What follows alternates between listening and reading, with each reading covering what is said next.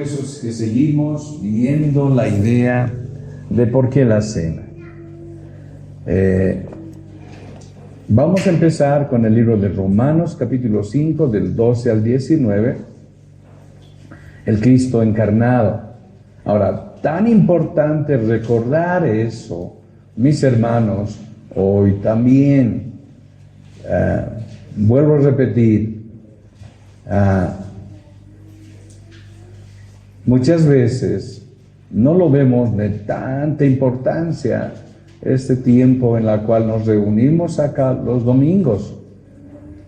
Y tiene que ser un tiempo muy especial, ¿no ves? Un tiempo muy especial en la cual estamos acá. Dice así, Romanos 5, 12 al 19. Por tanto, como el pecado entró en el mundo por un hombre, y por el pecado la muerte, así la muerte pasó a todos los hombres, por cuanto todos pecaron.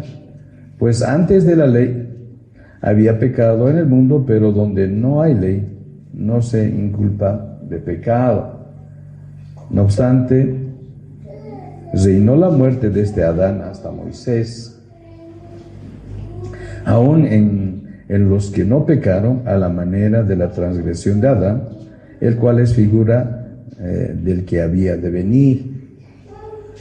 Pero el don no fue como la transgresión, porque si por la transgresión de aquel uno murieron los muchos, abundaron mucho más para los muchos la gracia y el don de Dios por la gracia de un hombre, Jesucristo. Y con el don no sucede como en el caso de aquel uno que pecó, porque ciertamente el juicio vino a causa de un solo pecado para condenación, pero el don vino a causa de muchas transgresiones para justificación. Pues si por la transgresión de uno solo reinó la muerte, mucho más reinarán en vida por uno solo, Jesucristo, los que reciben la abundancia de la gracia y el don de la justicia. Así que, como por la transgresión de uno vino la condenación a todos los hombres, de la misma manera por la justicia de uno vino a todos los hombres la justificación de vida. Porque así como por la desobediencia de un hombre los muchos fueron constituidos pecadores, así también por la obediencia de uno los muchos serán constituidos justos. Y en este pasaje lo que nos está hablando es de alguien central. ¿Y quién es? Cristo. Cristo. Y en este capítulo 5 del libro de Romanos, el apóstol Pablo lo que está haciendo es simplemente está desarrollando lo que en el plan de Dios se había establecido antes de la fundación del mundo, que Cristo sea nuestro Salvador. ¿Y de qué manera? Hoy vamos a ver algunos aspectos muy importantes. ¿Saben por qué, hermanos? Así como he preguntado a mis alumnos, ¿y quién era de la Zamudio? Muchos de mis alumnos de curso superior no sabían, pero estaban celebrando Día de la Mujer. Es la ignorancia nomás. Ahora, a nosotros que no nos pase eso también. Nosotros sabemos, sí, Cristo murió, pero ¿qué significó eso? Esa es la parte principal por la cual muchos cristianos caemos en pecado también. ¿Por qué? Por nuestra ignorancia, pues. Por nuestra ignorancia, y es algo que nos debe llamar la atención.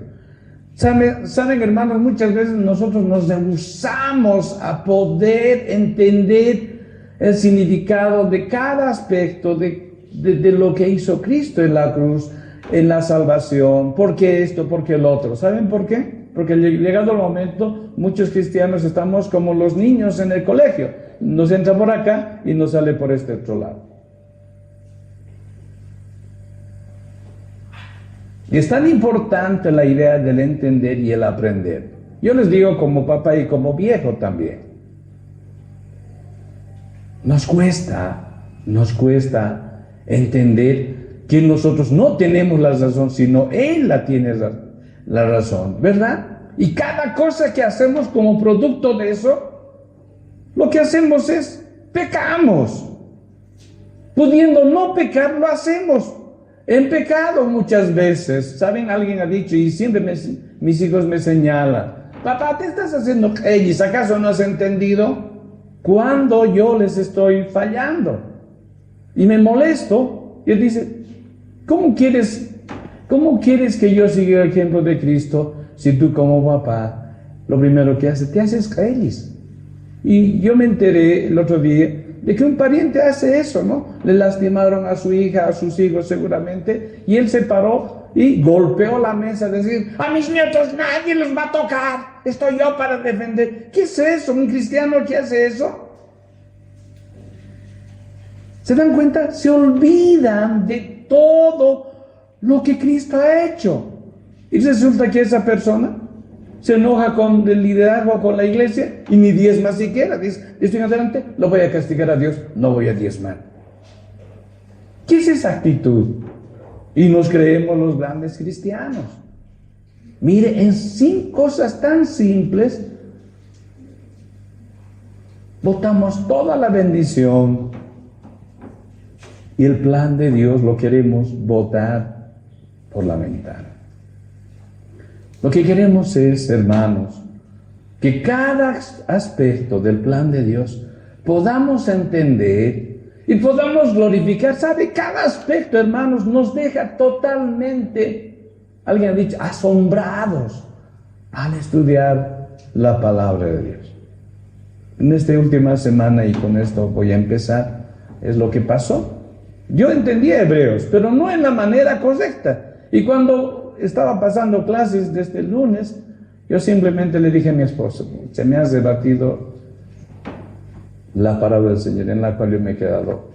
Cállate y aprende. ¿Se dan cuenta, hermanos, cuán importante es el Evangelio? Ahora, el Cristo encarnado. Este tema también estoy llevando con los chicos de secundaria. Pero he visto ahí la ignorancia y la dureza de corazón, la soberbia de ellos, al menospreciar lo que fue planificado antes de la fundación del mundo. ¿Saben por quién? Por Dios mismo. ¿Acaso eso no tiene valor? Debería tener uno de las prioridades más grandes. Y hoy vamos a recordar eso. Lo que Él ha planificado, lo que nuestro Dios ha planificado para establecer la salvación. Y hoy vamos a recordar. ¿Cómo lo vamos a recordar? Como sea. ¿Se dan cuenta? El Cristo encarnado. No era suficiente que el Hijo de Dios se hiciera hombre. Se quería que Él viviera una vida perfecta de obediencia bajo la ley de Dios.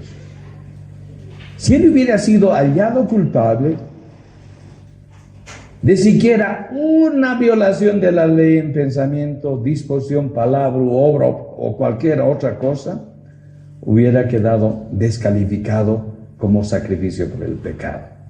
Por esta razón, mis hermanos, es correcto decir que si la perfecta obediencia de Cristo a través de toda su vida, todos los otros aspectos de su vida y ministerio no servirían para nada. ¿Saben, hermanos? Todo un Dios tomando un cuerpo humano necesitaba reivindicar lo que Dios había planificado. ¿Cuál es? De que su máxima creación, que somos nosotros,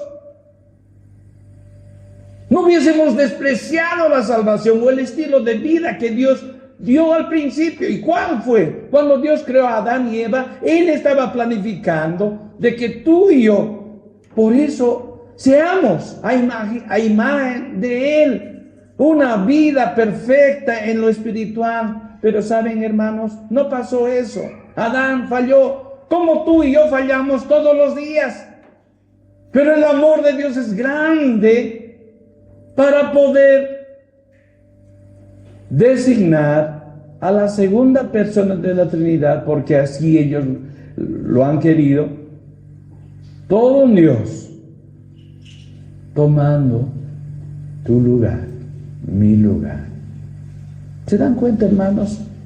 El gran sacrificio. Y el apóstol Pablo, en esta porción de Romanos, está explicando eso. Porque era necesario otro Adán. Porque era necesario otro Adán. Al pensar en eso, realmente, muchas veces al leer este pasaje he tenido que quedarme pensativo. ¿Por qué? ¿Por qué te fijaste en mí? Si soy horrible de pensamiento, de sentimiento, soy horrible, Señor, pero te fijaste en mí, ¿por qué?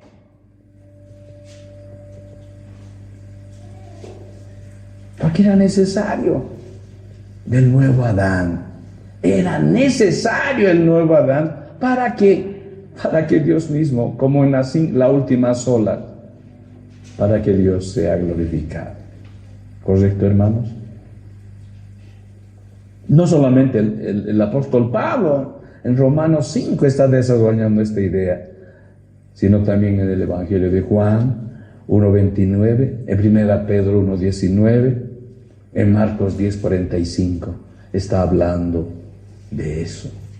Todo un Dios toma un cuerpo humano. ¿Para qué? Para que se cumpliese el plan que tenía Él de salvación para ti y para mí. El Hijo vivió una vida perfecta. Así debía ser. Así era el plan para Adán. Así era el plan para Eva. Pero pasó eso. No pasó, mis hermanos. No pasó. Y es por eso la distorsión total ahora. Cuando simplemente haces una pregunta a un estudiante que debería de saber en secundaria: ¿quién fue Adela Zamudio? ¿Se dan cuenta? Alumnos de la promoción ni sabían ni dónde estaban parados. Y estaban festejando el Día de la Mujer. ¿Ven la diferencia? La soberbia del ser humano al no agradecer a Dios por lo que Él ha hecho en la cruz. Antes de ver eso, que Dios vivió una vida perfecta, se podía hacer. Adán estaba llamado a llevar una vida perfecta, pero no lo hizo. Abrió la puerta al pecado.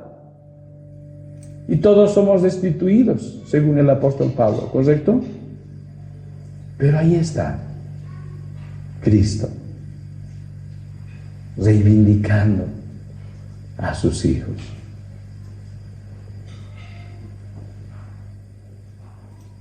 Una vez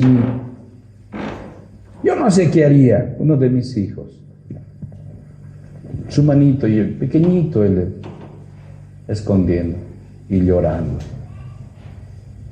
¿Por qué lloras? Igual me vas a querer, ¿no ve, papá? Me vas a querer. Yo decía: ¿pero qué, hijito? Es que había hecho algo que yo le dije: no lo vas a hacer. Y lo hizo, quebró algo que tenía valor. Pero él seguramente en su pensamiento es: ahora mi papá ya no me va a querer. Me va a excluir seguramente. Y él llorando decía: ¿me vas a querer? ¿No ve? Ahora me vas a querer. Yo le dije: claro que sí, pero ¿qué has hecho? Y su manito sacó y me mostró y dije: me dolió mucho, claro que sí.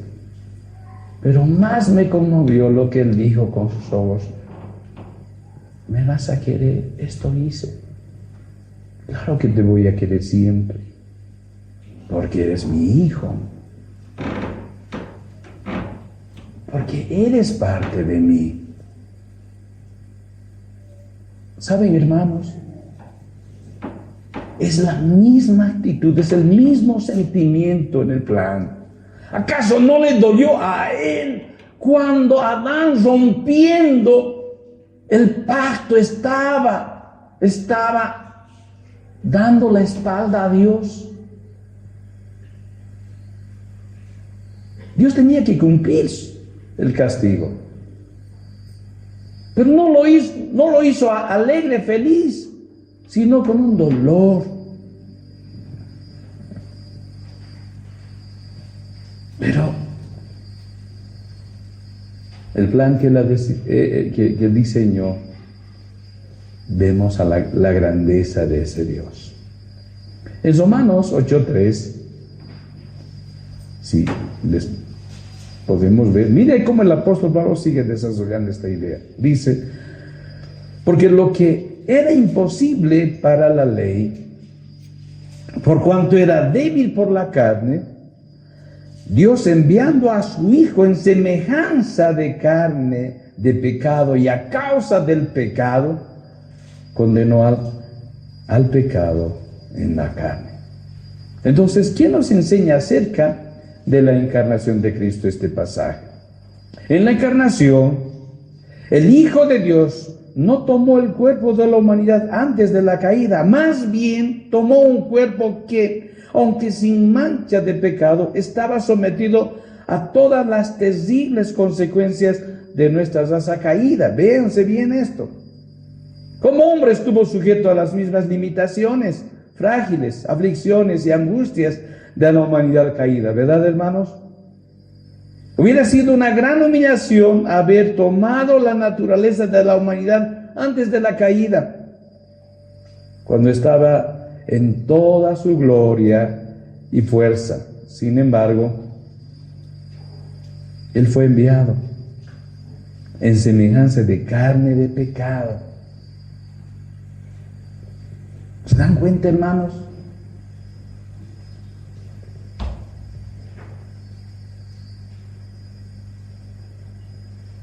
Por eso el apóstol Pablo en Filipenses dice que Él se humilló hasta un extremo para hacerse semejante a nosotros, siendo inocente, siendo todo un Dios.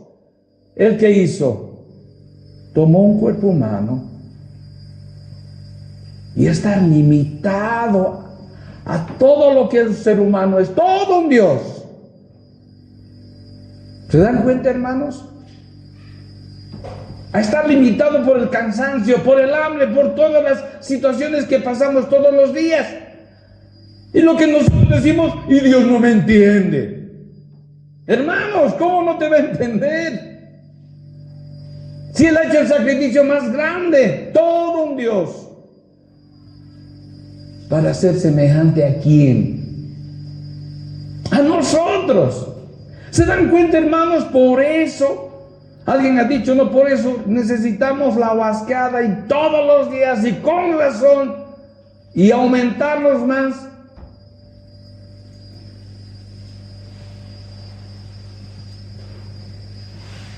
Es por eso el ver a Cristo encarnado nos tiene que llamar a una reflexión y a un examen. Él por mí ha hecho eso. Por mí se ha tenido que soportar hasta eso. Hambre, debilidades del cansancio, debilidades del rechazo.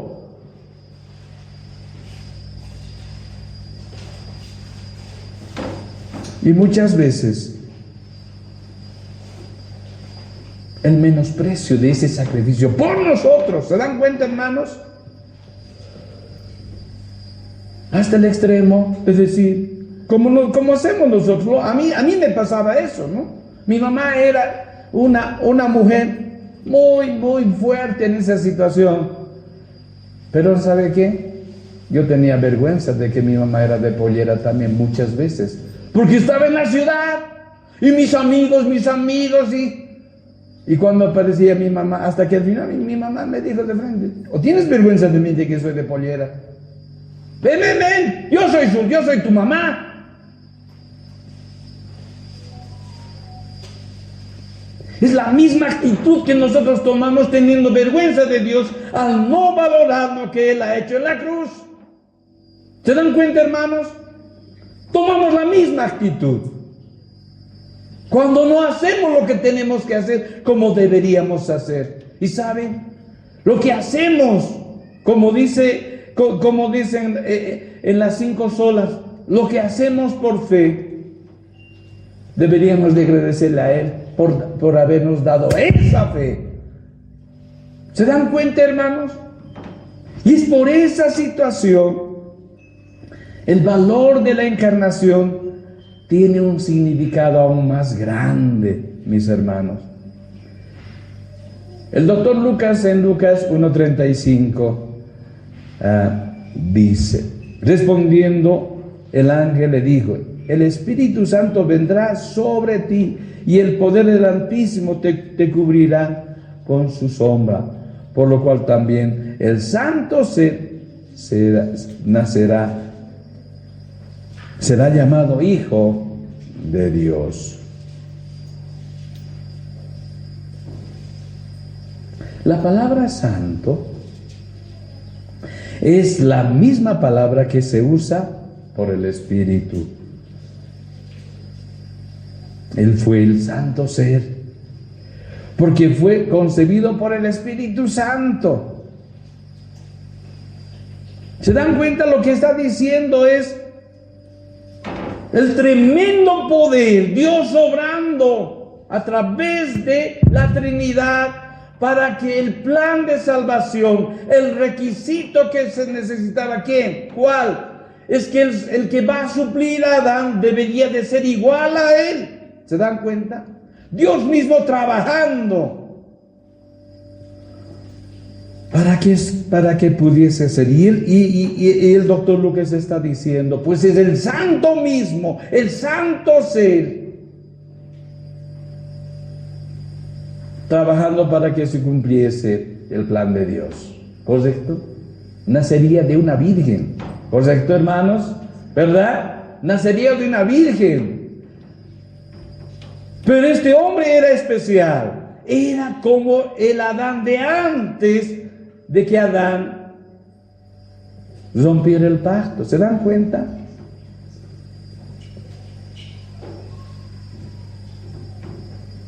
Por eso en las Escrituras el nombre de una persona tiene una gran importancia, mis hermanos. Por el hecho de que muchas veces describe quién es y revela algo acerca de su carácter. En Hechos 3:14 dice el doctor Lucas, mas vosotros negasteis al santo y al justo y pedisteis que se os diese un homicida. ¿Se dan cuenta? Lucas está diciendo, él era santo y justo. ¿Por qué? Porque era Dios mismo. Entonces yo, ¿por qué voy a menospreciar el que Cristo haya tomado un cuerpo, se haya encarnado tomando un cuerpo para ser igual a mí y para poder salvarme? ¿Se dan cuenta? La Biblia está expresando eso. Él es santo y justo.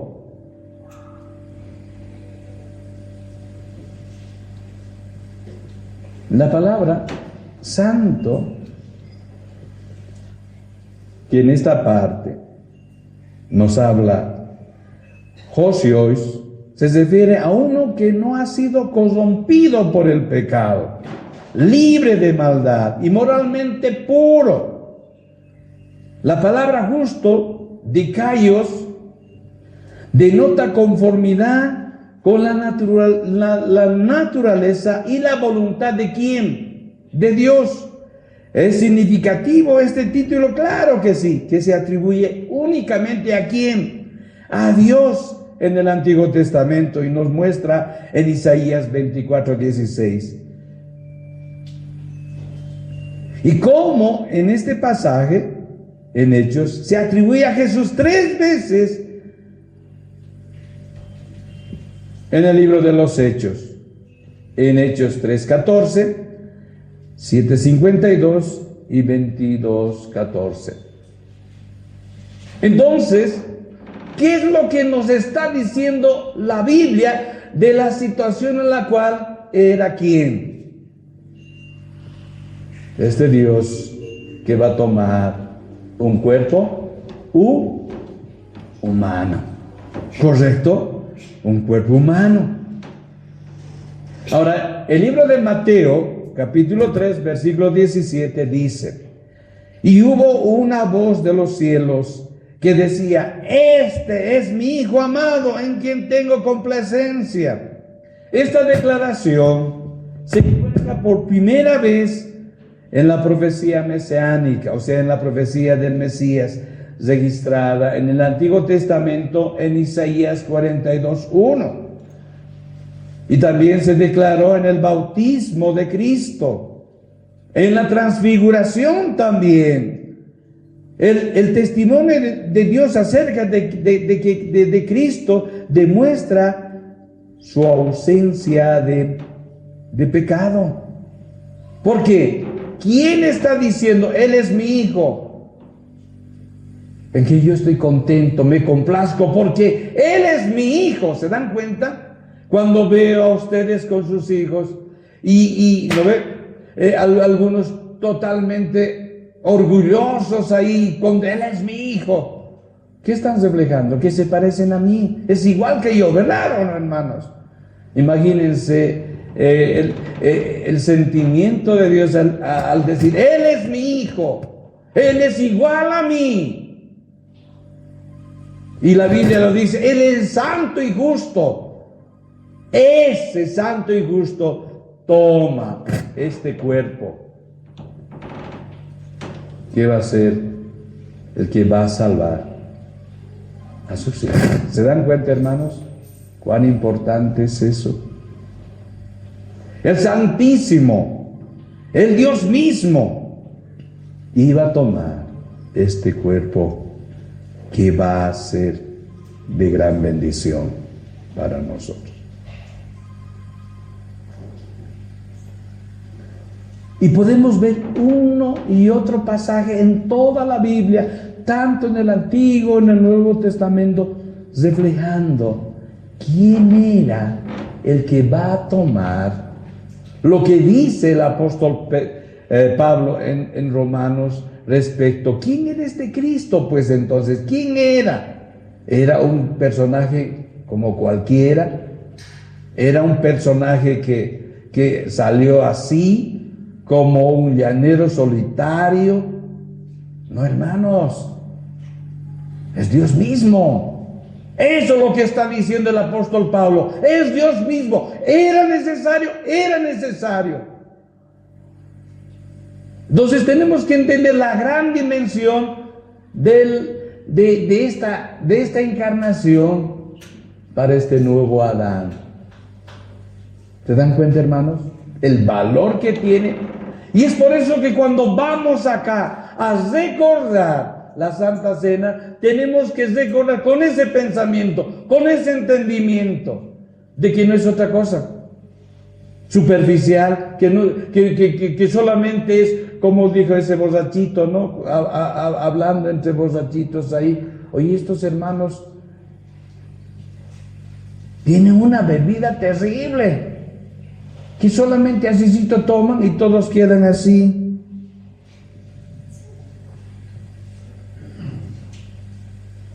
Hermanos, no es por el vino y el pan, sino es el hecho mismo, el valor mismo que debe de tener. ¿Qué cosa, mis hermanos? El significado de lo que Cristo hizo al encarnarse. Eso es lo que dice 2 de Corintios 5:21 y 1 de Juan 3:5. Cristo no conoció pecado. No conoció pecado. Pero por mi condición, por tu condición, se hizo pecado. Es lo que vamos a ver en esta segunda parte. El Hijo llevó nuestro pecado. A mis alumnos, en algunos cursos siempre les enseño, ¿qué significa esto, muchachos? ¿Y saben qué es esto? La imputación. La imputación. ¿Qué es la imputación? ¿Se dan cuenta? ¿Qué es la imputación hablando espiritualmente? Es la justicia de Dios. Es la justicia de Dios. No se preocupen, hermanos, así son los equipos. Es la justicia de Dios, que es diferente a la justicia humana. ¿Dónde se ha visto que un culpable lo declaren pues inocente? ¿Se dan cuenta, hermanos? ¿Dónde se ha visto que un culpable lo declare inocente? Pero Dios lo hizo. Y uno dice, entonces esa justicia es chueca. No, es la mejor justicia. Y por eso tenemos que estar totalmente agradecidos.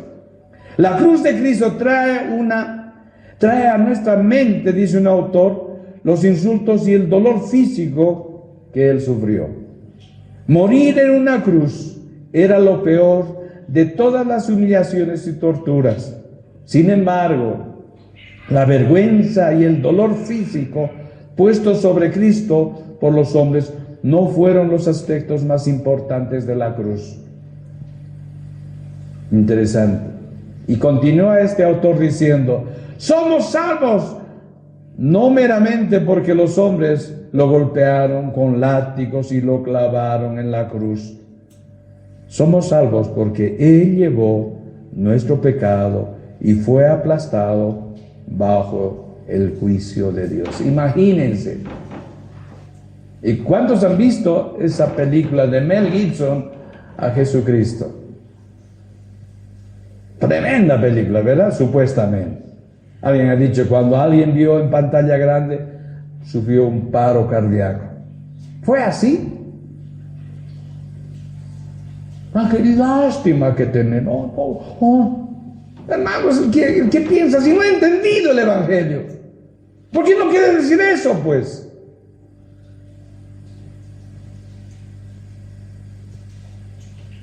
¿Se dan cuenta, hermanos? Cómo nuestro conocimiento, nuestro entendimiento respecto a lo que Él sufrió en la cruz se queda pequeñito. Y la Biblia nos desarrolla exactamente lo que Él, Dios mismo, quería que nosotros podamos entender. El Hijo se puso en nuestro lugar.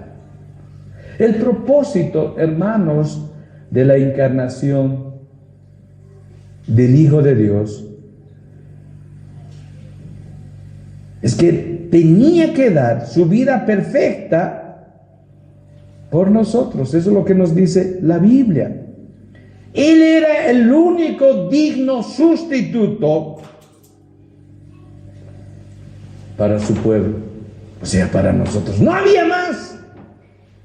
¿Quién iba a ser? ¿Quién iba a ser? Y la distorsión en la historia hemos visto hoy día en la introducción, en la cual nosotros creemos las 5 solas, por ejemplo. ¿Cómo personas humanas como nosotros han podido distorsionar tanto la verdadera historia? Y hasta ahora se distorsiona. ¿Se dan cuenta? ¿Cómo podemos distorsionar? Algo que nuestro hermano Lucio, nuestro pastor Lucio dijo sobre el vicariato en la historia.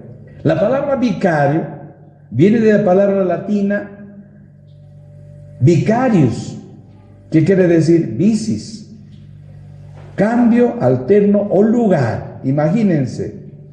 Y denota el hecho de cambiar de sitio o ponerse en el lugar de otro como sustituto. ¿Y a quién la gente lo llama el vicario de Cristo? Al Papa, ¿se dan cuenta? Y con lo que les dije el mes anterior, ¿qué ha dicho el Papa textualmente? ¿Qué dijo? Que todos los caminos, todas las religiones llevan a Dios. Textual. ¿Y eso es correcto? ¿Es correcto, hermano? Mucha gente dice, sí, genial, qué bueno, ¿no ve? Por eso tú eres mi hermano también. Hasta en el gobierno, por eso se dicen hermanos y todo. Mira, está esta distorsión, todos somos hermanos. ¿Y es cierto? ¿Es cierto? Le dice, ¿no? No es así. Entonces,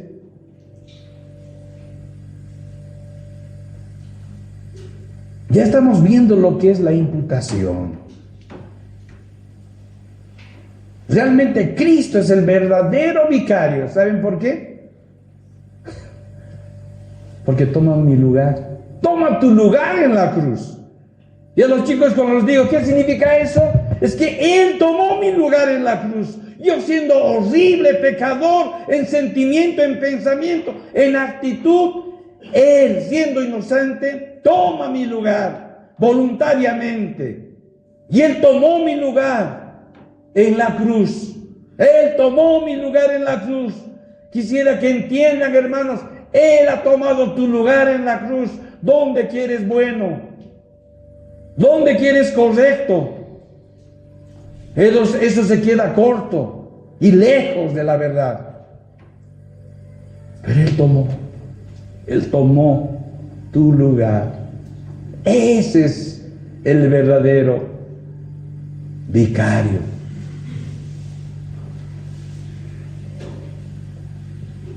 Cristo murió en lugar de su pueblo. La preposición griega anti se utiliza con respecto a la muerte de ¿quién? De Cristo en la cruz por su pueblo. Significa en vez de o en lugar de. Esto lo vemos, saben, hermanos, en Mateo 2:22, donde dice: pero oyendo que Arquelao reinaba en Judea en lugar de Herodes, su padre, tuvo temor de ir allá, pero avisado por revelación en sueños, se fue a la región de Galilea. Ahí se utiliza esta preposición que significa en vez o en lugar de. Lo mismo en Mateo 20:28. Como el Hijo del Hombre no vino para ser servido, sino para servir y para dar su vida en rescate de muchos. Cristo murió en nombre de su pueblo. La preposición, lo que vemos en San Juan 10:11, yo soy el pastor. El buen pastor su vida da por las ovejas. La preposición hiper se utiliza con respecto a la muerte de Cristo en la cruz por su pueblo. La preposición significa en nombre de. En 2 de Corintios 5:15 también está. Y por todos murió, para que los que viven ya no vivan para sí, sino para aquel que murió y resucitó por ellos. En 1 de Pedro 3:18 también nos habla y dice: porque también Cristo padeció una sola vez por los pecados, el justo por los injustos. Cristo murió por el bien de su pueblo. La preposición día se utiliza con respecto a la muerte de Cristo en la cruz por su pueblo. Y significa por el bien o por amor. Vean, por el bien o por amor. Nosotros valoramos cuando alguien dice: por amor lo estoy haciendo esto, hago este beso, este sacrificio. Ucha, ¿cómo lo hacemos? Por eso dije, tan Podemos interpretar así, hermanos. Muchas veces hacemos cosas que todos quieren que lo valoren, pero al día siguiente regresamos a la misma situación. Por eso les dije, muchas veces lo que nos mete la sociedad, el Día de la Mujer, el Día de la Amistad, para ese día, y pasado eso, regresamos a la misma rutina, ¿verdad? El sopapo, el insulto, lo mismo nomás es. ¿De qué ha servido? De nada. Pero con Dios no es así. Con Él no es así. Él te amó por toda la eternidad. ¿Se dan cuenta? Eso es lo que nos está diciendo en 1 Corintios 8:11. Y por el conocimiento tuyo se perderá el hermano débil por quien Cristo murió. 2 Corintios 8:9 dice: porque ya conocéis la gracia de nuestro Señor Jesucristo, que por amor a vosotros se hizo pobre, siendo rico, para que vosotros con su pobreza fuisteis enriquecidos. ¡Qué gran amor que Dios nos muestra! ¿Se dan cuenta, mis hermanos? Este Hijo llevó nuestro pecado. Y es interesante que en las Escrituras aprendemos acerca de lo que estamos hablando: la justificación, el sacrificio y la imputación. Y en el Antiguo Testamento vemos esa idea también respecto al ejemplo que había respecto a este sacrificio que Cristo hizo en la cruz. Si vamos a Levítico en el Antiguo Testamento, vean lo que menciona. Levítico capítulo 16, versos 21 y 22. Vayamos al Antiguo Testamento.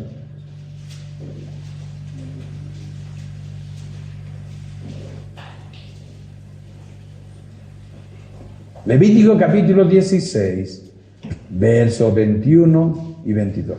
Tal vez algún hermano, si lo encuentra, puede leer, por favor.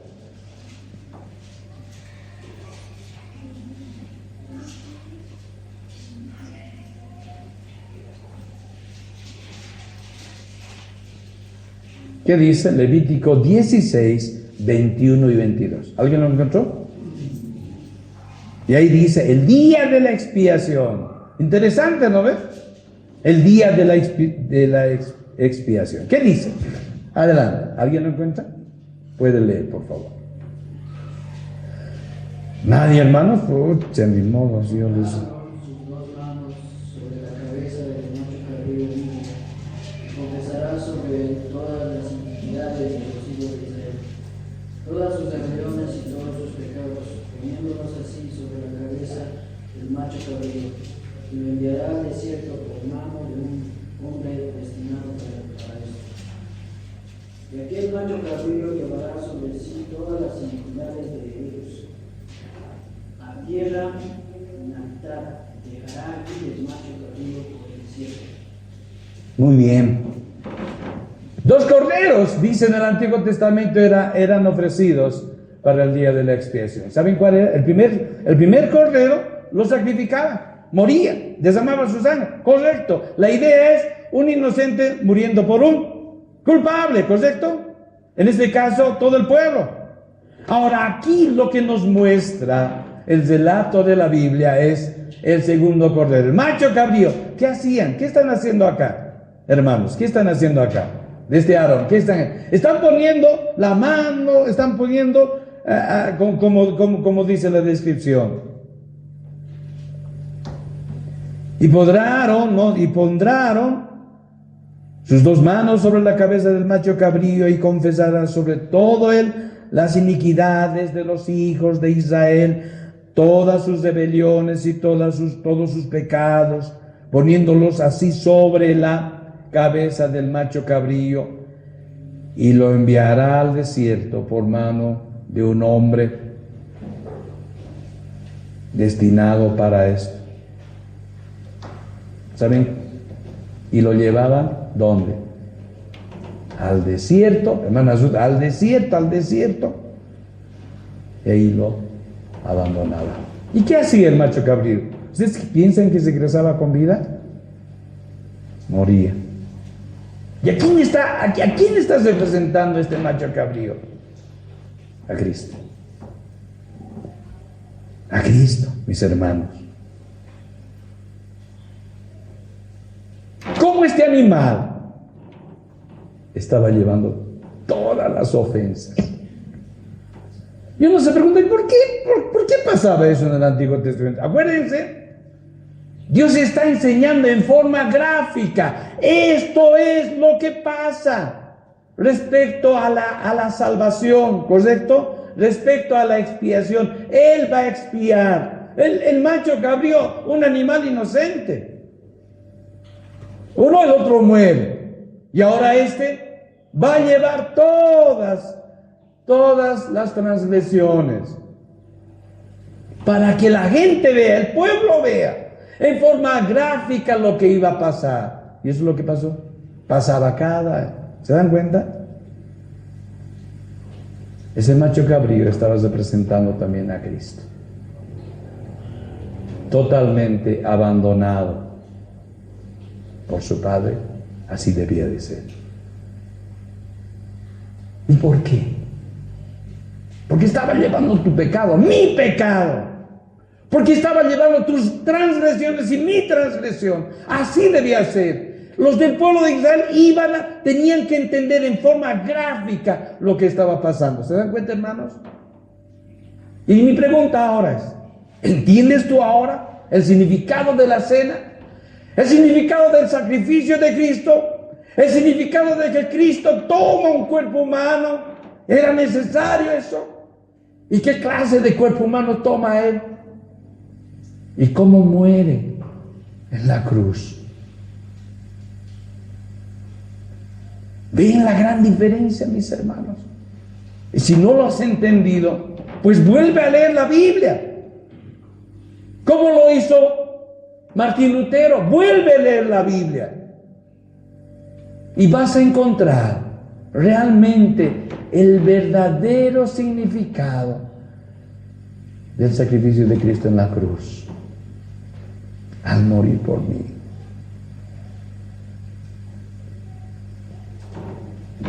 Yo sé que estamos cansados de tanto trabajar, pero mis hermanos, lo único que les puedo decir es al final,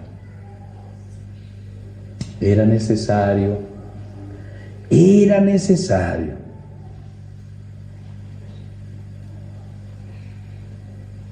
que ocurriera esto. Quiero terminar con esto. Después luego podamos entrar con un conocimiento aún más bíblico respecto al sacrificio, a la encarnación de Cristo por nosotros. En el libro de Juan, en el Evangelio de Juan, capítulo 3, versículo 14 y 15. Dice de esta manera: y como Moisés levantó la serpiente en el desierto, así es necesario que el Hijo del Hombre sea levantado. Tremendo. Y uno se pregunta, ¿y por qué la serpiente maldita Dios ahora lo va a utilizar? Así es Dios, para que todo aquel que en Él cree no se pierda, mas tenga vida eterna. ¿Saben, hermanos? Este es un pasaje muy importante porque está haciendo referencia a Números capítulo 21, versículo 5 al 9. Debido a la rebelión casi constantemente de Israel contra el Señor y el rechazo de su clemente provisión, Dios envió esta prueba Ellos tenían que entender en forma práctica el dolor que sentía Dios al ser rechazado constantemente. Y ellos lo han vivido así.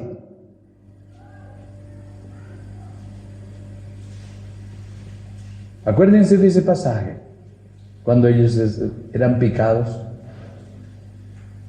por serpientes venenosas que Dios puso en todo el pueblo, en todo el campamento. ¿Cuál era la idea? Lo que hoy día he explicado. Por fe. Esa misma serpiente, maldita, como le ha dicho, mire, Dios hizo levantar una serpiente de cobre. Ahora, ¿vamos a adorar a las serpientes de cobre? No, no quiere decir eso. Simplemente ellos querían ver cómo ellos despreciaban la obra de salvación constantemente. ¿Quiénes? Los del pueblo de Israel. Igual que nosotros, hermanos, como hijos de Dios. Muchas veces estamos yendo bien, apretando el acelerador de nuestra vida espiritual, pero muchas veces por la vida, por muchas cosas, levantamos el acelerador y nos quedamos así. ¿Se dan cuenta, hermanos? Es lo que nos está mostrando acá. Por fe, simplemente es lo que Dios dijo. El que ve a esa serpiente de bronce se va a librar de la muerte. ¿Y qué han pensado los demás? ¿Cómo pues? Nosotros necesitamos medicina, antídotos. No queremos ver serpientes. No, pues ya estamos como los paganos. Y actuaban como los paganos. Y la gente empezó a morir. Pero los que entendieron el mensaje y dijeron realmente es por nuestra culpa, constantemente rechazando a Dios.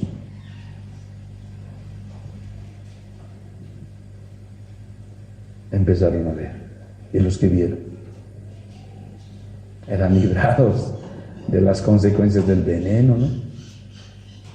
¿Se dan cuenta? Aunque la serpiente les iba mordiendo, ellos ya estaban libres de la muerte. ¿Se dan cuenta?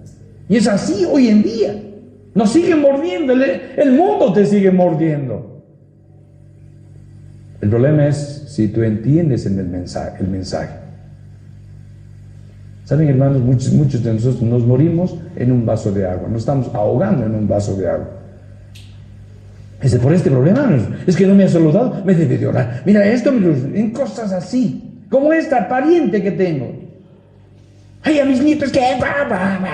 No, y no voy a dar mi diezmo. ¿Ven la situación, hermanos? Y Dios dice, no ha entendido. ¿Cómo es que no ha entendido? Y mi pregunta hoy, al terminar, es, ¿ahora has entendido el valor de que Cristo toma un cuerpo humano? Y ese cuerpo humano, tremendo de un Dios, lleva todos tus malos deseos, mis malos pensamientos, mis malas actitudes a la cruz. Ese es el significado, mis hermanos. Y si no lo has entendido, yo te animo a que vuelvas a regresar a las Escrituras para entender el gran nivel que tiene Dios, su plan tremendo de salvación para ti en la cruz.